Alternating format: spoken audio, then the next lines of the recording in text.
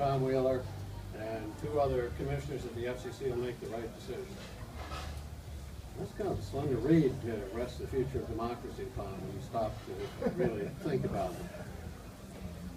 Much as I like those people, and there are good commissioners at the FCC, but this affects us all.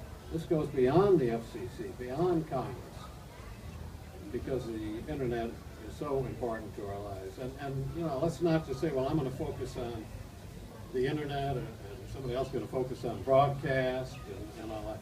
It's just one big media ecosystem, and that's the way we ought to look at it.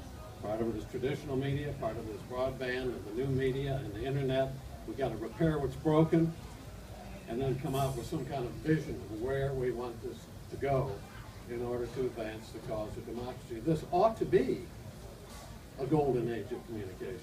I don't think we've ever had a golden age of communications. But even with all the challenges we have, and even all the disruption we've had with newspapers and broadcast and all that, it still ought to be a golden age. So we've got to look for new ideas. We've got to start talking seriously about support for public media. We've got public radio here today. Public broadcast is the jewel of our broadcast system, of our information system. Each one of you in this room spends about $1.40 a year to support public broadcasting.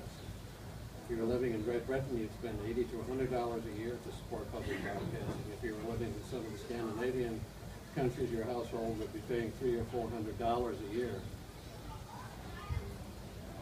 Oh yeah, but you're talking about government takeover of the media and meddling in content. That's the first thing you're going to hear. But then you look at the rankings that come out every year of the most democratic nations on the face of the planet, and we're not near the top. We're down there a ways.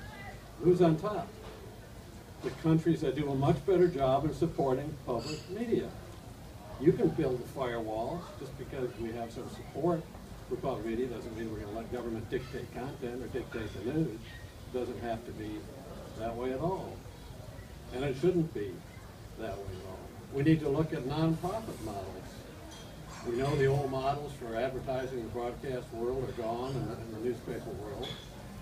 But there's something to be said for more nonprofit, not just traditional media, but online media. We have to do that. We need to come up with creative ideas. And it's not, it's difficult, but it's not rocket science. A lot of those ideas are out there. We just have to breathe some life into them and get them into circulation. It's hard to get them into circulation when the media doesn't help you circulate. But we got to find ways around that, and we can do that with a grassroots movement.